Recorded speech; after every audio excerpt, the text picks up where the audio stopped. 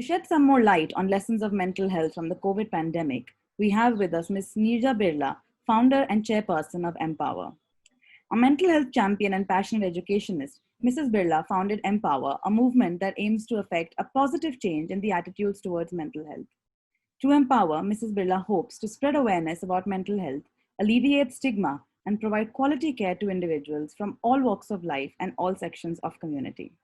An inspiring personality, she is a progressive, dynamic, and versatile woman driven by her passions and an unwavering resolve to give back to society. It's a pleasure to have you with us, ma'am, and we look forward to learning from you. Thank you so much. Wonderful to be with everybody. And a very good evening to all here who are present virtually. It's a very strange feeling to be, now to be doing virtual conferences, though we are, I think, more and more getting adept at it and getting used to it. But I have to be honest, I really do miss the human interaction. I miss seeing everybody in the audience. But I think, as we all are quite adaptive and we've really taken to this medium also extremely well. It's really lovely to be here at the CSR India Summit. And I'm sure it's been quite an enriching experience thus far. I'd like to thank Mr. Bhaumik Shah and his team for organizing this event and for inviting me here. I'm really truly honored to be able to engage in learning and knowledge sharing with such an admirable cohort of change makers. This past year has really forced us all into re-examining a lot of the things that we've taken for granted about our world, the way we work, our relationships, our economy, our health, our lifestyles. What are the things that we really need to be happy? I think it's really pushed us all to acknowledge the gravity of certain issues that we would have otherwise not prioritized. And one such topic, of course, as you all know, is mental health.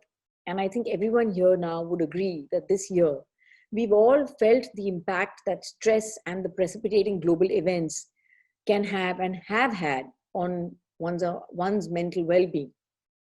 2020 has taught us quite a few things about mental health. And I just wanted to share some of the observations that I had from my perspectives with you today. So what are the learnings? I think to start with, number one has been that we are made of stronger stuff. We definitely are, but we're not invincible.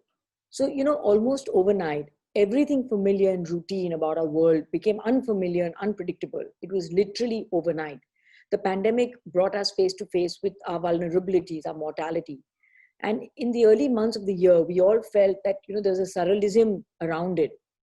Working from home, the whole country being on lockdown, the economic and social repercussions of it. We didn't know really how long it's going to be.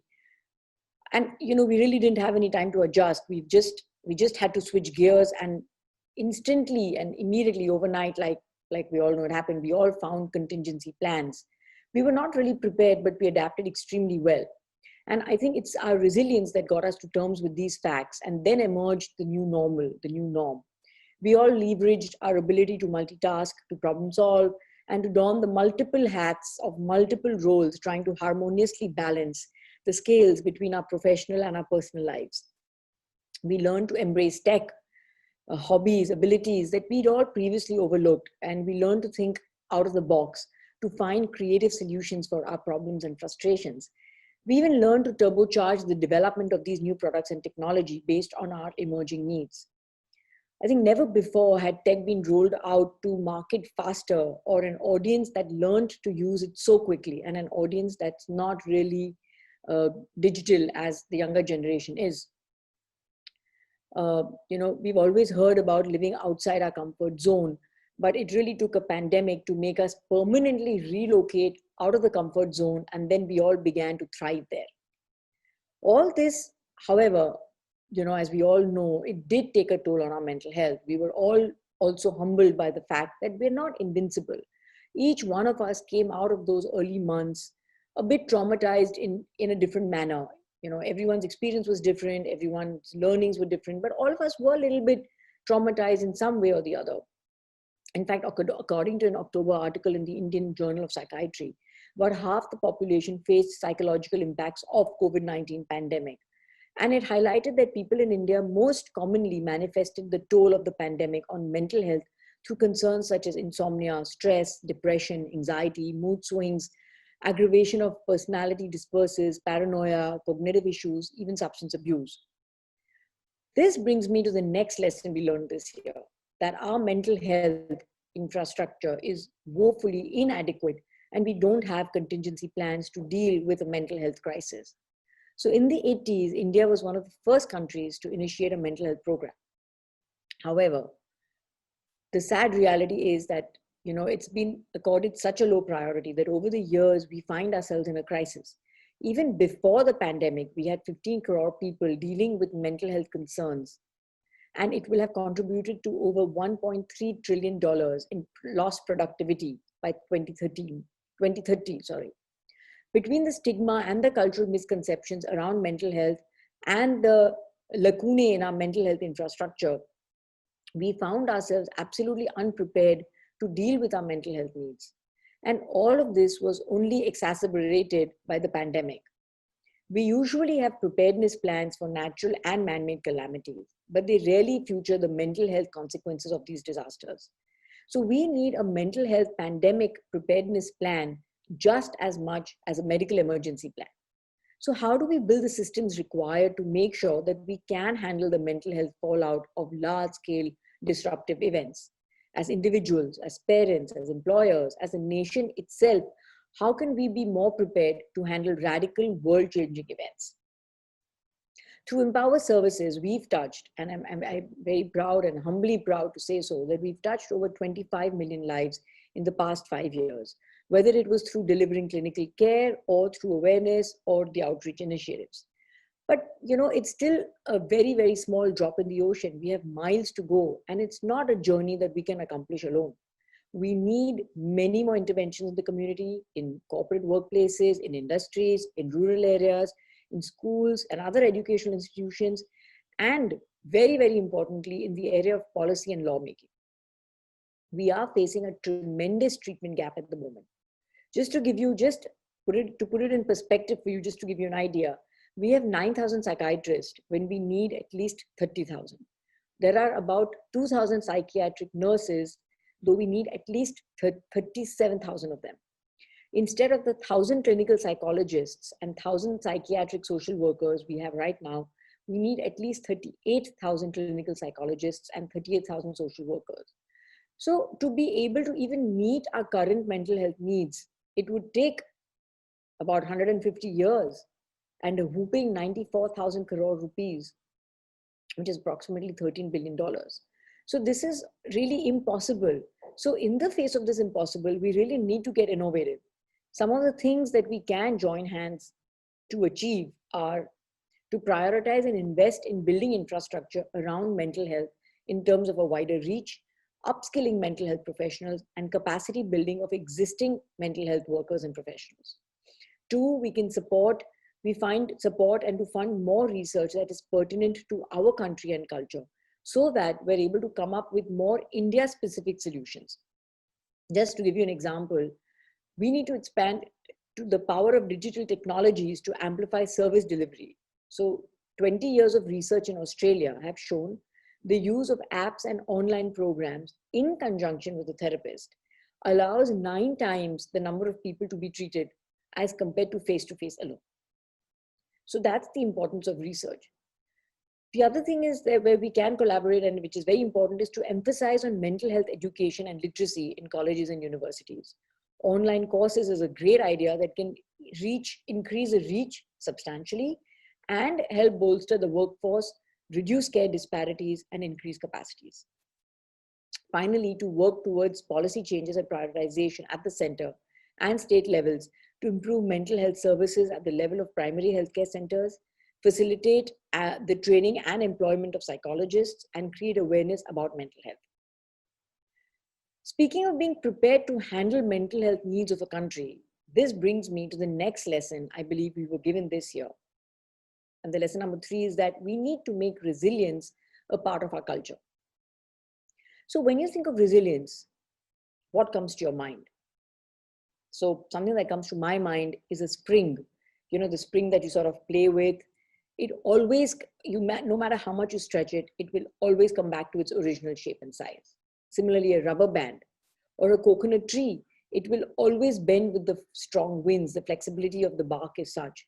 But once the wind has died down, it will resume its original form. So this is what is resilience: the ability to recover quickly from disruptive events, the ability to be adaptive and bounce back. Researchers Marston and Powell, who've explored the science behind resilience, define it as somewhere where you can adapt and you come back very quickly. So when we develop resilience, we not only bounce back after a setback, but learn from it and empower ourselves to bounce forward, which is taking it a step forward.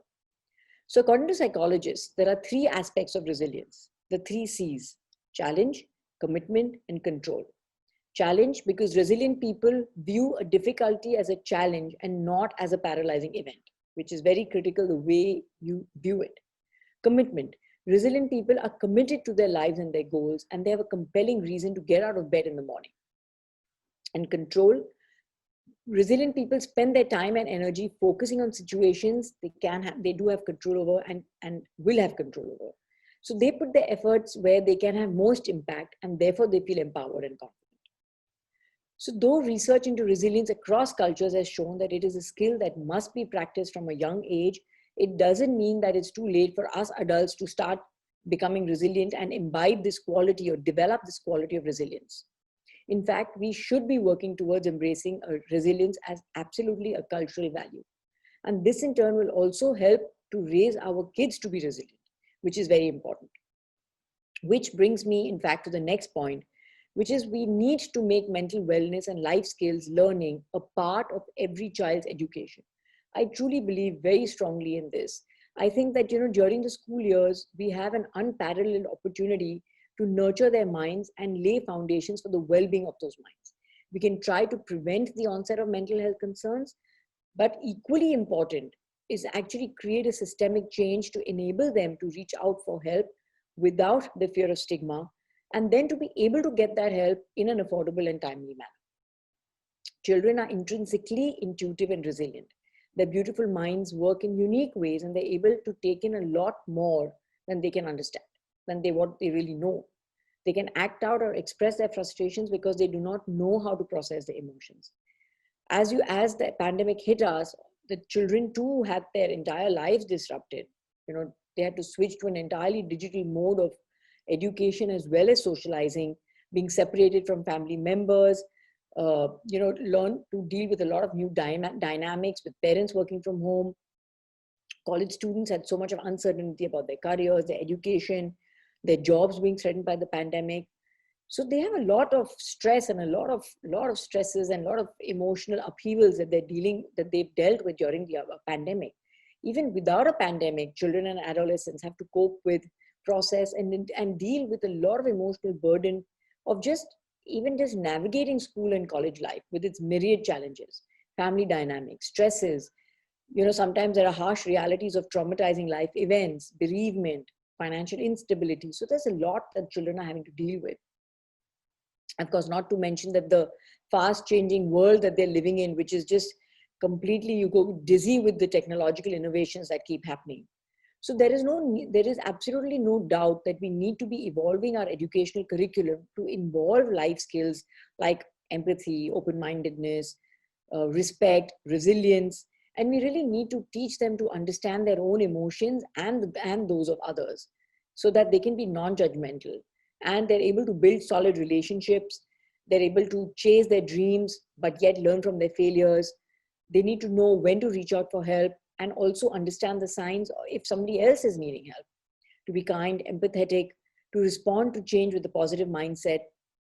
All these things are very important to be able to inculcate in their curriculum itself, so that we raise the children in this holistic manner and you really get them ready for the world as they step out once they're 16, 17. So Empower has actually launched a program called Mind Matters, which is a mental health curriculum meant for students as well as educators and caregivers, and it starts right from grade 1 up to grade 12. We really believe that a positive and a holistic outlook towards mental wellness coupled with life skills learning will help the kids to grow into adulthood and enter the workplace. Which brings me actually to the next point, which is learning number 5, that we cannot underplay the impact of mental health at the workplace and the economy. So, like I mentioned earlier, the economic cost of mental health runs into billions of dollars.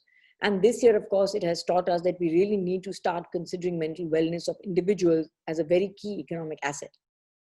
As we all know, and this happens really pandemic or no, of course, during the pandemic, it's become worse. But even before the pandemic and now post the pandemic, these are points and these are issues that are always going to remain, where people across the board are grappling with stress and anxiety from layoffs, uncertain employment, adapting right now to new work from home routines.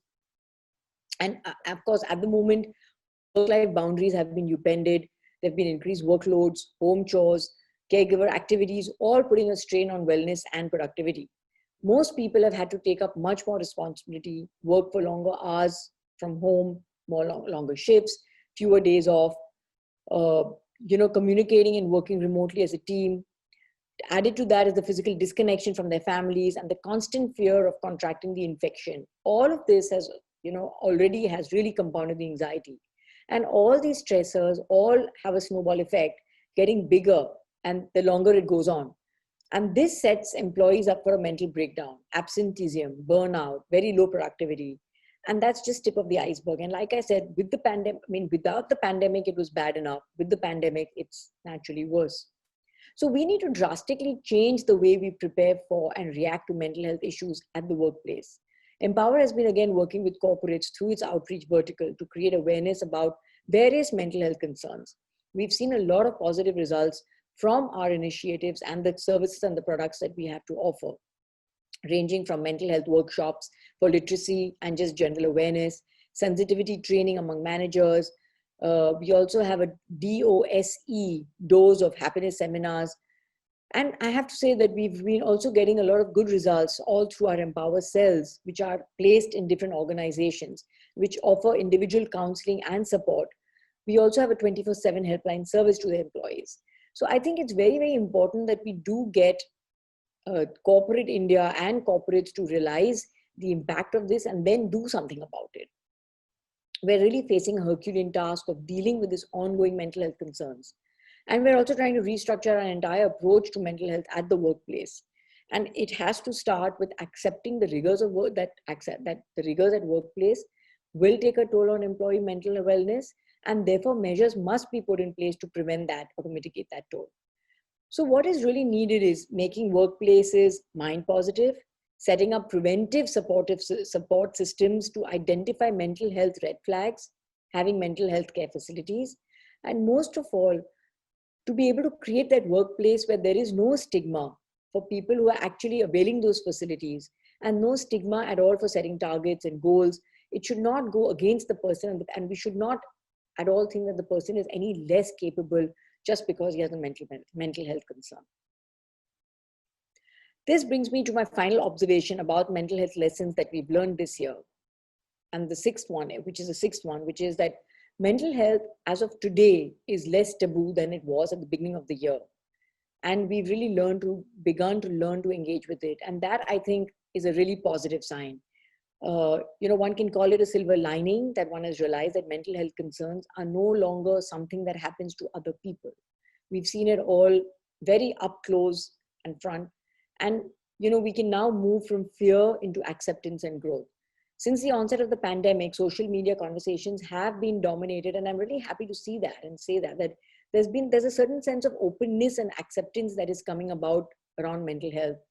We're seeing that there's a lot of kindness, support, honesty that's coming in people's conversations. And they're really wanting to hear the real stories of everyday struggles and not just the make-believe ones. I think we've also learned to appreciate people around us, the value of human interaction. And of course, we've learned to be much more grateful for the things that we once took for granted. I do feel that we're seeing a slight shift. I think that change has begun. And I'm really hoping that the change does continue. We really need a seismic shift in our attitudes towards mental wellness. It has started, and I would really hope that it snowballs into much larger. I think the ripple really needs to, cover the whole ocean. And it's, I think, time that we make mental health a priority, and we need to make India a country where we value mental wellness and have adequate access to mental health care. There's a very good saying that says that what mental health needs is more sunlight, more candor, and more unashamed conversation. So while here we are talking about it unabashedly, following a pandemic that definitely pulled the reality of a mental health scenario into the bright light of the day, it's really got it in sharp focus. But all that's left for us to do now is to come together and work together, to take decisive action, to forge new collaborations. Let's work on innovations in technology, policy, processes. We need to turn the tragedies of this year into an inspiration for a brighter future.